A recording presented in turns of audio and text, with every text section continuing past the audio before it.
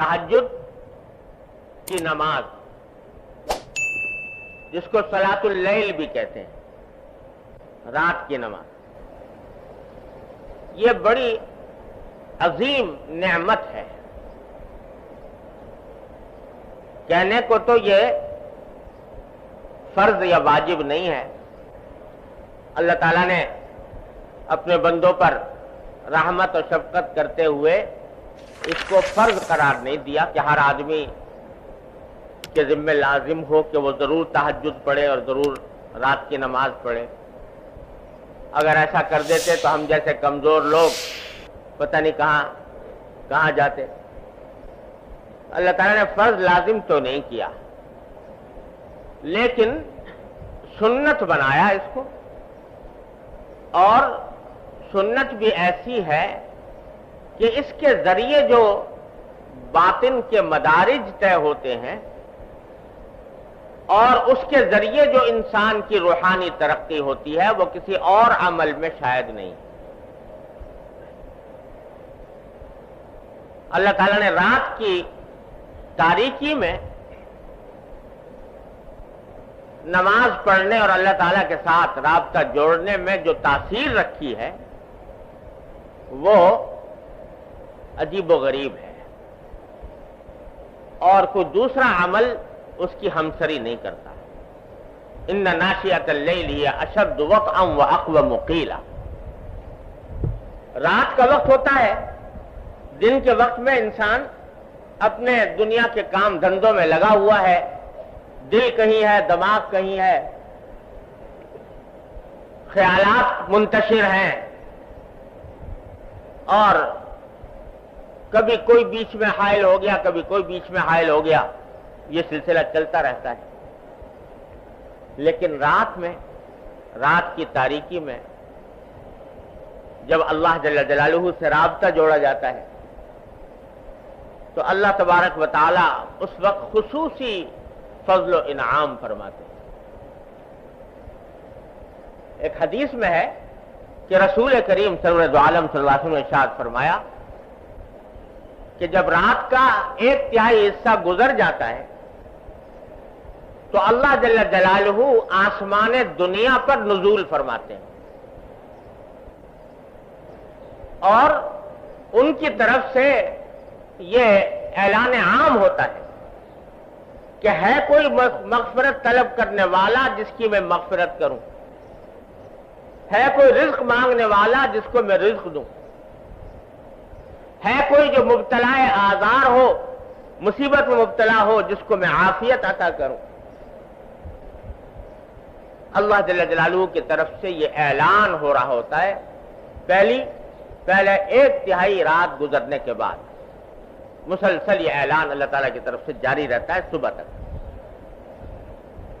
تو گویا اللہ جل جلالہ کی خصوصی رحمت متوجہ ہوتی ہے ان اوقات میں اپنے بندوں کی طرف، اور جو بندے اس وقت میں اللہ جل جلالہ سے اپنا رابطہ جوڑتے ہیں اور تعلق قائم کرتے ہیں وہ اللہ تعالیٰ کی ان رحمتوں کے سزاوار ہوتے ہیں۔ بڑا قیمتی وقت ہے جو اللہ تبارک و تعالیٰ نے یہ رکھا ہے، اور اس رات کی نماز میں بڑی ہی عظیم فضیلت رکھی ہے۔ اور آپ صحابہ کرام کو چونکہ نماز فرض نہیں تھی، تہجد کی نماز فرض تو تھی نہیں کہ آپ اس کی فرائض کی طرح تاکید فرماتے، لیکن ترغیب دیتے تھے رات کی نماز۔ چنانچہ ایک حدیث میں آتا ہے کہ حضرت عبداللہ بن عمر رضی اللہ تعالیٰ عنہ جو حضرت فاروق اعظم کے صاحبزادے ہیں، یہ اپنا واقعہ بیان کرتے ہیں کہ میں دیکھتا تھا کہ بہت سے لوگ رسول کریم صلی اللہ علیہ وسلم کی خدمت میں آ کر اپنے خواب بیان کیا کرتے تھے۔ فجر کے بعد جب حضور تشریف فرما ہوتے مسجد میں تو لوگ آ کر بیان کرتے ہیں کہ یا رسول اللہ میں نے آج رات میں یہ خواب دیکھا، آج رات میں یہ خواب دیکھا۔ اور بعض اوقات رسول کریم صلی اللہ علیہ وسلم ان خوابوں کی تعبیر بھی بیان فرماتے تھے کہ اس خواب کی یہ تعبیر ہے، اس خواب کی یہ تعبیر ہے۔ تو حضرت عبداللہ بن عمر رضی اللہ عنہ فرماتے ہیں کہ میرے دل میں بھی آرزو پیدا ہوئی کہ میں بھی کوئی خواب دیکھوں اور حضور اقدس صلی اللہ علیہ وسلم سے اس کی تعبیر معلوم کروں، لیکن میری نیند ایسی تھی کہ مجھ کو خواب نہیں آتے تھے نیند میں، لیکن تمنا یہ ہوتی تھی کہ جیسے اور لوگ خواب بیان کر رہے ہیں تو میں بھی بیان کروں اور میری بھی تعبیر حضور علیہ السلام عطا فرمائیں۔ تو فرماتے ہیں اسی تمنا میں ایک رات میں سویا تو میں نے خواب دیکھا، اور اس خواب کی تفصیل انہوں نے روایت میں بیان کی کہ یہ دیکھا۔ خلاصہ اس خواب کا یہ ہے کہ دو فرشتے جیسے آئے اور مجھے لے گئے، اور ایک رسی تھی وہ آسمان کی طرف جا رہی تھی، اور انہوں نے مجھ سے کہا فرشتوں نے کہ تم اس رسی کو پکڑ کے اوپر چڑھ جاؤ۔ یہ خواب میں نے دیکھا تو مجھے بڑی خوشی ہوئی کہ آج مجھے موقع ہوا ہے کہ میں رسول کریم صلی اللہ علیہ وسلم سے خواب بیان کروں اور اس کی تعبیر لوں، لیکن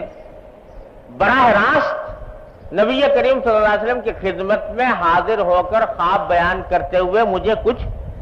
جھجک سی ہوئی کہ خود بیان کروں۔ ام المومنین حفصہ رضی اللہ تعالی عنہا، تو میں نے ان سے ذکر کیا کہ میں نے آج رات یہ خواب دیکھا ہے، اور تمہیں اگر کسی وقت موقع ملے تو حضور اقدس صلی اللہ علیہ وسلم کو یہ خواب بیان کر کے آپ سے تعبیر معلوم کرتا اس کی۔ تو کہتے ہیں حضرت حفصہ نے نبی کریم صلی اللہ علیہ وسلم سے میرا خواب بیان کیا۔ بعد میں نے ان سے پوچھا کہ کیا جواب دیا رسول کریم صلی اللہ علیہ وسلم؟ تو حضرت حفصہ نے کہا کہ میں نے رسول کریم صلی اللہ علیہ وسلم سے آپ کا خواب بیان کیا تھا، تو اس خواب کو سن کر رسول کریم صلی اللہ علیہ وسلم نے فرمایا کہ نعم الرجل عبداللہ ابن عمر۔ دو جملے فرمائے، ایک جملہ یہ کہ عبداللہ ابن عمر بڑا اچھا آدمی ہے، عبداللہ ابن عمر بڑا اچھا آدمی ہے، اور پھر دوسرا جملہ فرمایا لو کان یصلی من اللیل، کاش کہ وہ رات کو بھی نماز پڑھا کرے۔ اچھا آدمی ہے لیکن کاش کہ وہ رات کو بھی نماز پڑھا کرے۔ حضرت عبداللہ ابن عمر فرماتے ہیں کہ اس وقت تک تہجد کی نماز پڑھنے کا عادی نہیں تھا، رات کو پڑھتا نہیں تھا، لیکن جس دن سے میں نے نبی کریم سرور دو عالم صلی اللہ علیہ وسلم کا یہ ارشاد سنا کہ عبداللہ ابن عمر اچھا آدمی ہے، کاش کہ وہ رات کو نماز پڑھا کرے، تو اس دن سے الحمدللہ کبھی تہجد کے فرض اور واجب نہیں، اس واسطے اس طرح کا حکم تو نہیں دیتے جیسے 5 نمازوں کا، لیکن ترغیب دیتے تھے۔ چنانچہ اس کا نتیجہ یہ تھا کہ صحابہ کرام رضی اللہ تعالیٰ عنہ کی اکثریت رات کی نماز کی عادی تھی، اور قرآن کریم نے رات کی نماز پڑھنے والوں کی بڑی تعریف فرمائی ہے۔ کانوا قلیلا من اللیل ما یہجعون وبالاسحار هم یستغفرون۔ سورہ مزمل پوری اسی رات کی نماز کے لیے نازل ہوئی ہے۔ تو یہ ہے بڑی عظیم نعمت، اور جو شخص اللہ تبارک و تعالیٰ کے راستے پر چلنا چاہتا ہو، اپنی اصلاح چاہتا ہو، اس کے لیے یہ یوں سمجھو کہ تقریباً ضروری جیسے اعمال میں سے ہے کہ رات کی نماز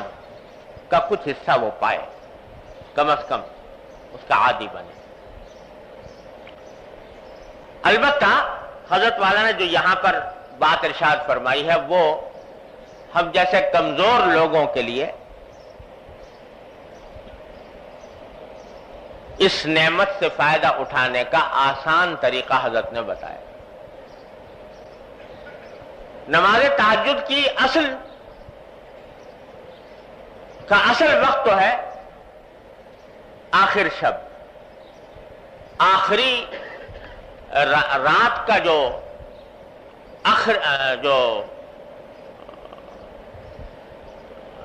رات کا جو آخری حصہ ہے وہ افضل وقت ہے تہجد کا، بلکہ فقہائے کرام نے یہ فرمایا ہے کہ اگر رات کو 3 حصوں میں تقسیم کیا جائے تو دوسرا تہائی حصہ یہ افضل ترین وقت ہے کہ آدمی اس وقت میں تہجد پڑھے، پھر چاہے بعد میں سو جائے اور پھر فجر کے لیے اٹھے۔ اور اگر رات کو 2 حصوں میں تقسیم کیا جائے تو آخری حصہ جو ہے وہ زیادہ افضل ہے تہجد کے لیے۔ تو اصل بات یہ ہے کہ آدمی کو چاہیے کہ اس کا اہتمام کرے کہ اللہ تبارک و تعالیٰ توفیق دے تو آخر شب میں بیدار ہو کر تہجد کی نماز ادا کرے۔ لیکن ایک حدیث ہے جو معجم طبرانی میں مروی ہے، اس میں رسول کریم صلی اللہ علیہ وسلم نے ارشاد فرمایا کہ لا بد من صلاۃ بلیل ولو حلب شاہ، کہ رات کے وقت میں کچھ نماز پڑھنا ضروری ہے۔ ضروری ہونے کا معنی یہ کہ اللہ تبارک و تعالیٰ کی رحمتوں کو متوجہ کرنے کے لیے اور اپنی اصلاح کی خاطر آدمی کو ضروری ناگزیر ہے کہ وہ رات کے اندر کچھ نماز پڑھے۔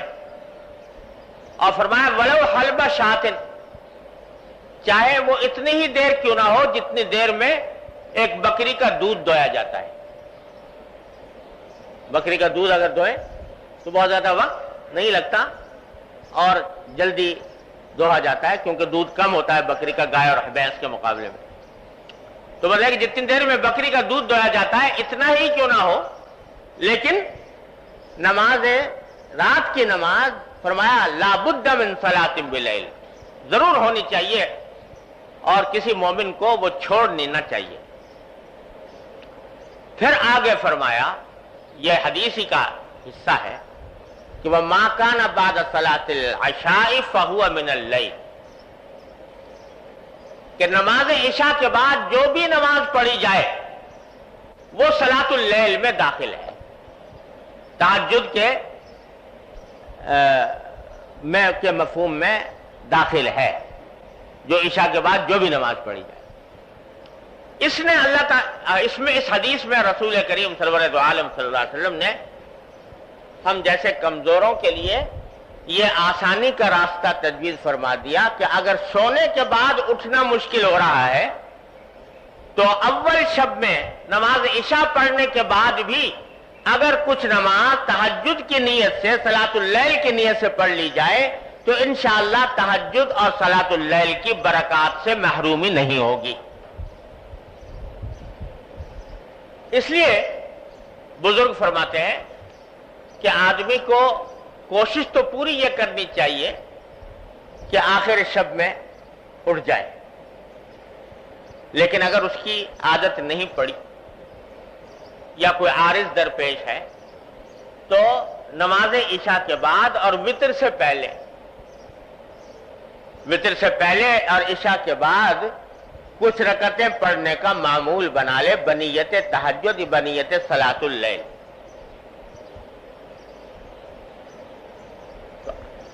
وہ تو روزانہ پابندی سے پڑھے، ساتھ ہی کوشش کرتے رہے کہ آخر شب میں بھی آنکھ کھل جائے، اور آخر شب میں آنکھ کھل جائے تو پھر اس وقت میں جتنی توفیق ہو اس وقت میں پڑھ لے، اور اگر فرض کرو آنکھ نہ کھلی تو کم از کم عشاء اور وتر کے درمیان جو نماز پڑھی ہے وہ صلاۃ اللیل اور تہجد کے حکم میں انشاءاللہ لکھی جائے گی اور تہجد اور صلاۃ اللیل کی برکات سے مکمل محرومی نہیں ہوگی۔ تو یہ کام تو بھائی ہر مومن کو کرنا ہی چاہیے کہ عشاء اور وتر کے درمیان کچھ رکعتیں پڑھ لے تہجد کی نیت سے، 4 پڑھ لے، 6 پڑھ لے، 8 پڑھ لے، جتنی توفیق ہو اتنی پڑھ لے، اور پھر کوشش ساتھ میں یہ بھی رہے، لیکن اس کا مطلب یہ نہیں ہے کہ اس پر اکتفا کر کے بیٹھ جائے، بلکہ اپنی یہ کوشش جاری رکھے کہ آخر شب میں بھی میں اٹھوں، اور جب اٹھ جائے تو اس وقت کی نماز بھی ادا کر لے۔ اور جیسا میں نے عرض کیا کہ یوں تو نماز تہجد کے لیے کوئی خاص تعداد اس طرح کی مقرر نہیں ہے کہ بھئی اتنی ہی پڑھنی ہے ضرور، جتنے بھی موقع مل جائے، 2 پڑھ لے، 4 پڑھ لے، 6 پڑھ لے، 8 پڑھ لے، 10 پڑھ لے، 12 پڑھ لے، سب جائز ہے۔ اور اس میں سے کچھ اول شب میں پڑھ لے، کچھ آخر شب میں پڑھ لے، یہ بھی جائز ہے۔ اور البتہ وتر کا حکم یہ ہے کہ اگر آخر شب میں اٹھنے کا پکا یقین ہو تب تو وتر آخر شب میں پڑھنے چاہیے، اور اگر پکا یقین نہیں ہے، پتہ نہیں کہ میری آنکھ کھلے گی کہ نہیں کھلے گی، تو پھر وہ وتر اول رات ہی میں پڑھ لینے چاہیے۔ پھر اگر فرض کرو آنکھ کھل گئی تو دوبارہ وتر دہرانے کی ضرورت نہیں، صرف تہجد کی نماز پڑھ لے، یہ بھی کافی۔ لیکن اس طرح عادت ڈالنے کی ضرورت ہے۔ اور یہ جو میں نے عرض کیا کہ آخر شب میں اٹھنے کی کوشش کرے، اس کے لیے حضرت والا نے ایک اور، ہمارے حضرت والا حضرت قیوم الامت قدس اللہ تعالیٰ سرہ کا عجیب یہ مزاج تھا کہ کمزور سے کمزور اور بے ہمت سے بے ہمت آدمی کے لیے بھی کچھ نہ کچھ نسخہ تجویز فرما دیتے تھے، کہ کوئی یہی نہیں کہ با ہمت بڑا طاقتور اور مضبوط آدمی ہو تو وہی عمل کر سکتا ہے، نہیں، جو کمزور ہیں، بے ہمت ہیں، ان کے واسطے بھی کوئی نہ کوئی آسان نسخہ ایسا تجویز فرما دیتے تھے کہ عمل کر لیں تو انشاءاللہ اس کا کچھ نہ کچھ نفع ان کو ہو جائے۔ تو حضرت نے فرمایا جن لوگوں کی کو آخر شب میں اٹھنے کی عادت نہیں ہے تو وہ ایک کام کر لیں۔ فرما دیتے کہ اکثر ایسا ہوتا ہے کہ رات کو سوتے سوتے کسی نہ کسی وقت آدمی کی آنکھ کھل جاتی ہے، کبھی قضاء حاجت کے لیے پیشاب وغیرہ کی ضرورت پیش آ گئی، کبھی ویسے ہی آنکھ کھل گئی تھوڑی دیر کے لیے۔ فرما دیتے کہ اس جب کہ آنکھ کھل گئی تو اس وقت تھوڑی دیر کے لیے بستر پر بیٹھ جاؤ۔ کیا تو میں نہیں کہتا کہ جاؤ جا کے وضو کرو اور نماز پڑھو، لیکن ابتدا میں جب آنکھ کھلی تو تھوڑی دیر کے لیے بستر پر بیٹھ جاؤ اور بیٹھ کر یہ سوچو کہ یہ وہ وقت ہے جس کے بارے میں حدیث میں آیا ہے کہ اللہ تعالیٰ کی طرف سے پیغام آ رہا ہے، اعلان عام ہو رہا ہے کہ ہے کوئی مغفرت مانگنے والا جس کی میں مغفرت کروں۔ تو یہ تصور کر کے تھوڑی دیر کے لیے دعا کر لو بیٹھ کے، ایک تو اپنی مغفرت کی دعا کر لو اور دوسرے اس بات کی دعا کر لو کہ یا اللہ مجھے تہجد میں آخر شب میں اٹھنے کی توفیق نہیں ہو رہی، اپنے فضل و کرم سے مجھے یہ توفیق عطا فرما دیجئے۔ فرمایا یہ دعا کرو، پڑھ کے سو جاؤ۔ حضرت فرماتے ہیں اگر اتنا ہی کر لو تو جو آدمی یہ کام کر لے گا پابندی سے تو انشاءاللہ اللہ تعالیٰ کی طرف سے اس کو توفیق ہوگی اور ضرور ہوگی انشاءاللہ، اگر پابندی سے یہ کام کر لے۔ تو ہمارے حضرت والا حضرت قیوم الامت قدس اللہ تعالیٰ سرہ فرماتے تھے کہ حقیقت کا مزاج یہ تھا کہ وہ لوگوں کو لانے کے لیے آسان سے آسان تدبیر بتاتے تھے، جیسے دانہ ڈالا جاتا ہے نا جانور کو، تو اس طریقے سے دانہ ڈالتے تھے۔ اور تجربہ یہ ہے کہ جو شخص یہ کام کر لے گا پابندی سے، جب بھی آنکھ کھلے بیٹھ جائے چند لمحے کے لیے اور دعا مانگ لے اللہ تعالیٰ سے، انشاءاللہ وہ تہجد کی برکات سے محروم نہیں رہے۔ ہمارے حضرت والا حضرت ڈاکٹر صاحب قدس اللہ تعالیٰ سرہ، اللہ تعالیٰ ان کے درجات بلند فرمائے، وہ فرمایا کرتے تھے کہ میاں یہ جو انسان کا نفس ہے نا، اس نفس کو قابو میں کرنے کے لیے کبھی کبھی اس کے ساتھ تدبیر سے کام لینا پڑتا ہے۔ اور پھر اپنی مثال دینے لگے، حضرت والا اپنی مثال دینے لگے یہ آخر دور کی بات ہے جب عمر زیادہ ہو گئی تھی، 80 سال سے زیادہ متجاوز ہو گئی تھی، اور جب سے حضرت والا سے حضرت حکیم الامت قدس اللہ تعالیٰ سرہ سے تعلق ہوا تھا تو ماشاءاللہ تہجد کے عادی تھے، اور 2 گھنٹے کے اذکار کا معمول، 2 گھنٹے مسلسل اذکار میں صرف فرماتے تھے۔ تو پھر فرمانے لگے کہ رات میری جب تہجد کے وقت میں بیدار ہوا تو طبیعت میں بڑی کشمکشاہٹ تھی، سستی، طبیعت تھکی ہوئی تھی اور اٹھنے کو دل نہیں چاہ رہا تھا۔ یہ میں بات کر رہا ہوں اس وقت جبکہ 80 سال سے عمر متجاوز ہو چکی تھی، جوانی کی بات نہیں ہو رہی ہے، بڑھاپے میں بھی 80 سال سے زیادہ عمر۔ تو فرمانے لگے کہ طبیعت میں کشمکشاہٹ پیدا ہوئی اور دل نے یہ کہا کہ بھئی تمہاری طبیعت خراب چل رہی ہے، کمزور ہو، تھکے ہوئے ہو، نیند بھی ضروری ہے صحت کے لیے، اگر نیند پوری نہ ہوئی تو بیماری ہونے کا اندیشہ ہے۔ تو ایسے میں تہجد کوئی فرض واجب تو ہے نہیں، لہذا اگر ایسے حالت میں چھوٹ جائے تو کیا مذائقہ، یہ طبیعت میں خیال وارد ہوا۔ تو جب یہ خیال آیا تو میں نے یہ کہا کہ ٹھیک ہے، واقعتاً تہجد کوئی فرض واجب نہیں ہے اور کوئی ضروری نہیں کہ آدمی اس حالت میں بھی جبکہ کمزور ہے، بوڑھا ہے، ضرور کرے۔ لیکن میں نے کہا کہ دیکھو یہ رات کا وقت ہے جس میں اللہ تعالیٰ کا منادی آواز لگا رہا ہے کہ ہے کوئی مغفرت کرنے والا جس کی مغفرت کروں، ہے کوئی رزق مانگنے والا جس کو رزق دوں۔ تو اس رات میں اللہ تعالیٰ کی طرف سے منادی ہو رہی ہے تو یہ اچھا نہیں لگتا کہ بستر پر پڑا رہوں، چلو ایسا کرو نماز نہ پڑھو، اٹھ کے بیٹھ جاؤ اور بیٹھ کے تھوڑی سی دعا کرو۔ تو کہتے ہیں یہ خیال لا کر میں بیٹھ گیا، میں نے بٹھا لیا اپنے آپ، یہ خیال لا کر دعا کرنی شروع کر دی۔ جب دعا کرنی شروع کی تو پھر میں نے کہا کہ بھائی یہاں تک تو آ گئے، دعا کرنی شروع کر دی، تو یہ دعا بغیر وضو کے کر رہے ہو تو ذرا سا آگے بڑھ کے وضو کر لو، تو وضو کر کے اگر دعا کرو گے تو اس میں زیادہ برکت ہوگی، نہ پڑھنا نماز لیکن وضو کر کے دعا کر لو۔ یہ دل کو سمجھایا اور جا کر میں نے وضو کر لیا، وضو کر کے دعا کرنے بیٹھ۔ تو پھر بعد میں دل کو کہا کہ یہ یہاں بستر میں بیٹھ کے کر رہے ہو، مصلی میں بیٹھ کے کر لو یہ دعا۔